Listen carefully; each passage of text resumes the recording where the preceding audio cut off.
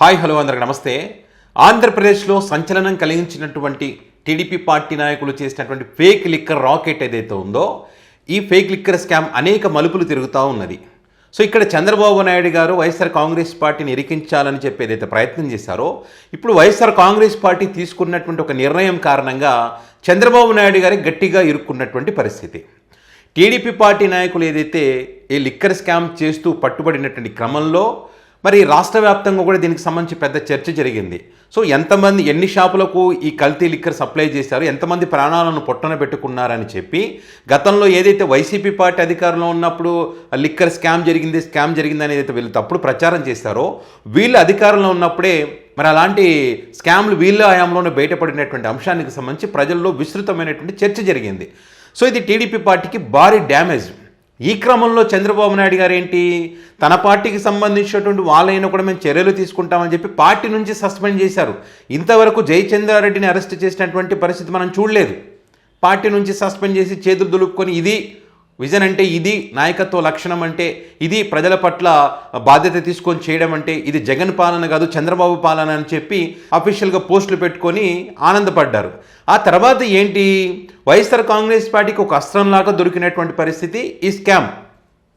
మరి ఇక్కడ తన డ్యామేజ్ని కంట్రోల్ చేసుకోవడం కోసం అని చెప్పి వైఎస్ఆర్ కాంగ్రెస్ పార్టీని ఇరికించేటువంటి ప్రయత్నం చేసింది. ఇక్కడ జోగి రమేష్ను తీసుకుంది. ఇక్కడ అద్దెపల్లి జనార్దన్ రావు గత 12 సంవత్సరాల క్రితం జోగి రమేష్తో దిగినటువంటి ఒక ఫోటోను పట్టుకొని, అద్దెపల్లి జనార్దన్ రావు ఆఫ్రికా నుంచి ఇండియాకి రాకముందు వరకు కూడా ఈ జోగి రమేష్ ప్రస్తావన అనేటువంటిదే లేదు. వచ్చిన తర్వాత ఒక పకడ్బందీగా ఒక ప్లాన్ ప్రకారం మరి అద్దెపల్లి జనార్దన్ రావు చేత మరి జోగి రమేష్ పేరు చెప్పించడం జరిగింది. ఆయన చెప్పాడని జోగి రమేష్ని అరెస్ట్ చేశారు. సో అక్కడ ఆసక్తికరమైన ఒక చర్చ నడుస్తూ ఉంది. సరే, ఇప్పుడు అద్దెపల్లి జనార్దన్ రావు చెప్పారని చెప్పి జోగి రమేష్ని అరెస్ట్ చేశారు.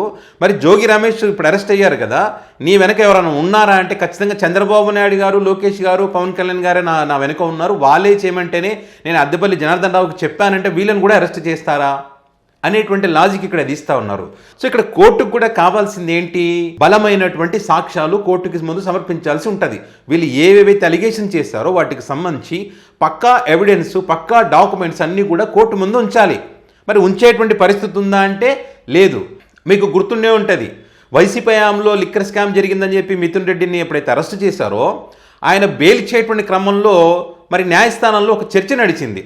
ఏమిటది అంటే, సిఆర్పిసి 161 కింద ఎవరైతే మరి ఈ వ్యక్తి తప్పు చేశాడని చెప్పి చెప్తా ఉన్నారో, ఆ వ్యక్తి చెప్పిన దాన్ని బట్టి మరి ఇక్కడ మిథున్ రెడ్డికి బెయిల్ ఇవ్వకుండా ఉండలేమని చెప్పి ఆ వ్యక్తికి బెయిల్ ఇవ్వడం జరిగింది. అంటే ఇక్కడ జోగి రమేష్ విషయంలో కూడా సిఆర్పిసి 161 కిందనే అక్కడ స్టేట్మెంట్ తీసుకోవడం జరిగింది. అంటే ఇది కోర్టులో చెల్లుబాటు కాదు, మెజిస్ట్రేట్ ముందు ఇన్వాలిడ్ అవుతుంది. అది ఎవిడెన్స్ యాక్ట్ 25 ప్రకారం ఇది చెల్లుబాటు కాదు పోలీసుల సమక్షంలో తీసుకున్నది. ఎందుకంటే అక్కడ భయపెట్టి ఉండొచ్చు, కొట్టిండొచ్చు, ఇంకో ఏదైనా చేసినొచ్చు. ఎవిడెన్స్ యాక్ట్ 26 ప్రకారము 164 కింద మెజిస్ట్రేట్ ముందు తీసుకున్నటువంటి ఆ వాంగ్మూలం, ఆ స్టేట్మెంట్ ఏదైతే ఉంటుందో అది నిజమైనటువంటిదిగా భావిస్తారు. ఇక్కడ వీళ్ళు తీసుకున్న స్టేట్మెంట్ ఇప్పుడు జనార్దన్ రావు చెప్పాడని చెప్పి అక్కడేం కోర్టులో ఏదైనా చెల్లదు, అరెస్ట్ చేయడానికి పనికొస్తుంది. ఆ తర్వాత విచారణ చేస్తామని చెప్పి కొన్ని రోజులు జైలు పెట్టి ఈ రకంగా వాళ్ళకి ఇప్పుడు ఏదైతే వైసీపీ చెప్తా ఉందో కక్షా సాధింపులో భాగంగా అరెస్ట్ చేశారని చెప్పి దాని వరకు పనిచేస్తుంది. ఇప్పుడు వీళ్ళు సమర్పించాల్సినటువంటి ఏంటివి, అద్దెపల్లి జనార్దన్ రావుతో లింకులు ఉన్నట్టుగా, మరి ఫోన్ లేదన్నారు, లింకులు ఎట్లకెళ్ళి వచ్చినాయి అన్నది ఒక విషయము. అండ్ అదేవిధంగా ఇబ్రహీంపట్నంలో జోగి రమేష్తో అద్దెపల్లి జనార్దన్ రావు మాట్లాడారు, సీసీ ఫుటేజ్ కూడా ఉందన్నారు. ఇంతవరకు అది బహిర్గతం కావాలా, బయటికి రాలా సీసీ ఫుటేజ్ అనేటువంటిది. అద్దెపల్లి జనార్దన్ రావు మాట్లాడిన ఒక వీడియో క్లిప్పింగ్ మాత్రం వచ్చింది, అది కూడా పోలీసుల కస్టడీలో ఉన్నప్పుడు వచ్చినటువంటి వీడియో. ఇక 3 కోట్ల ట్రాన్సాక్షన్ సంబంధించిన ఎవిడెన్స్ కూడా లేవు. సో ఇవన్నీ లేవు కాబట్టి వీళ్ళు కావాలని కుట్ర చేస్తున్నారనే ఉద్దేశంతోనే జోగి రమేష్ చాలా చాలా చాలా కాన్ఫిడెంట్గా దేనికైనా సిద్ధమని చెప్పి ప్రమాణాలు చేయడానికి కూడా సిద్ధపడినటువంటి వ్యక్తి సిబిఐ ఎంక్వైరీ వేయాలని కూడా ఛాలెంజ్ వేశాడు. మరి ఆ సిబిఐ ఎంక్వైరీకి వీళ్ళు ఒప్పుకోలేదు. సో ఇదే అంశాన్ని వీళ్ళు బయట ఒప్పుకోకపోయినా న్యాయస్థానం ముందు తనకున్నటువంటి హక్కులను వాడుకోవచ్చు. సో ఇప్పుడు అదే పని చేశాడు జోగి రమేష్. అక్కడ హైకోర్టు న్యాయస్థానంలో నేను సిబిఐ ఎంక్వైరీ అడిగాను, మరి ఎందుకని సిబిఐ ఎంక్వైరీ వేయడం లేదు, నేను తప్పు చేశానని అనుకుంటే మరి సిబిఐ ఎంక్వైరీ వేయించవచ్చు కదా, ఎందుకు వేయించలేదు అనేటువంటి ఒక మంచి పాయింట్ని ఇక్కడ పట్టుకోవడం జరిగింది. సో ఇక్కడ ప్రభుత్వం తరఫు అడ్వకేట్స్ కూడా అట్లెట్లా అవుతుంది, నిందితుడు దర్యాప్తు సంస్థల్ని కోరుకోవచ్చా అంటే కోరుకునే హక్కు ఉంది, సుప్రీంకోర్టు కూడా చెప్పింది. ఇప్పుడు ఏంటి, న్యాయస్థానం వీళ్ళకు నోటీసులు ఇచ్చింది. డీజీపీకి గారు కానీ హోంశాఖ కానీ ముఖ్య కార్యదర్శికి కానీ నోటీసులు ఇవ్వడం జరిగింది.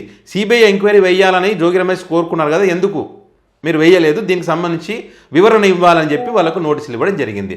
సో ఇక్కడే వీళ్ళు ఇరుక్కున్నారు, చంద్రబాబు నాయుడు గారు ఇరుక్కున్నది ఇక్కడే. ఏ రకంగా ఇప్పుడు సిబిఐ ఎంక్వైరీ ఎందుకు వేయలేదన్న దానికి ఆన్సర్ ఇవ్వాలి. మేము వెయ్యలేమని చెప్పారనుకోండి, ఎందుకు వేయట్లేదని న్యాయస్థానంలో ప్రశ్నిస్తారు. వేశారనుకోండి, అసలైనటువంటి నిజాలు బయటకు వస్తాయి. జోగి రమేష్ గారు ఏదైతే కోరుకుంటున్నారో, మరి టీడీపీ పాత్ర కూడా ఉంది కదా ఇందులో. టీడీపీ పాత్ర లేకుండా ఏం లేదుగా, మొత్తం వాళ్ళే కదా ఉన్నది. జయచందర్ రెడ్డి, సురేంద్ర నాయుడు, అద్దెపల్లి జనార్దన్ రావు, ఇట్లా చాలామంది మొత్తం టీడీపీ పార్టీతో సంబంధాలు ఉన్నటువంటి వాళ్ళు, అది కూడా ఆత్మీయ అనుబంధం ఉన్నటువంటి వాళ్ళే ఉన్నారు కదా. మరి సిబిఐ ఎంక్వైరీ వేసి మొత్తం కూడా బయటకు వస్తాయి. వద్దని చెప్పినా కష్టమే, వేసినా కష్టమే. చంద్రబాబు నాయుడు నిండా ఇరుక్కున్న పరిస్థితి. సిబిఐ ఎంక్వైరీ వేస్తే కేంద్రం జగన్మోహన్ రెడ్డికి సపోర్ట్గా ఉంది, ఇప్పటికి కూడా ఏమైనా చర్యలు తీసుకుంటానంటే తీసుకొని ఇవ్వట్లేదని ఒక చర్చ కూడా బలంగా నడుస్తున్న క్రమంలో మరి దానికి చంద్రబాబు నాయుడు ఒప్పుకోకపోవచ్చు. ఒప్పుకోకపోతే కోర్టులో ఈ కేసు నిలబడేటువంటి పరిస్థితి ఉండదు. ఒప్పుకుంటే అసలైన సంగతి బయటకు వచ్చే పరిస్థితి. ఇది వాస్తవ పరిస్థితి. సో మరి ఏం జరుగుతుంది, ఏం సమాధానం చెప్తారని చూడాలి. ఏదేమైనా కూడా వైఎస్ఆర్ కాంగ్రెస్ పార్టీ ఈ సిబిఐ విచారణ అనేటువంటి ఆ పాయింట్ని పట్టుకొని కోర్టులో గట్టిగానే వాదించింది. న్యాయస్థానం కూడా వీరితో ఏకీభవించి వీళ్ళకి నోటీసులు ఇచ్చినటువంటి పరిస్థితి. ఏం జరుగుతుందనేది చూద్దాం.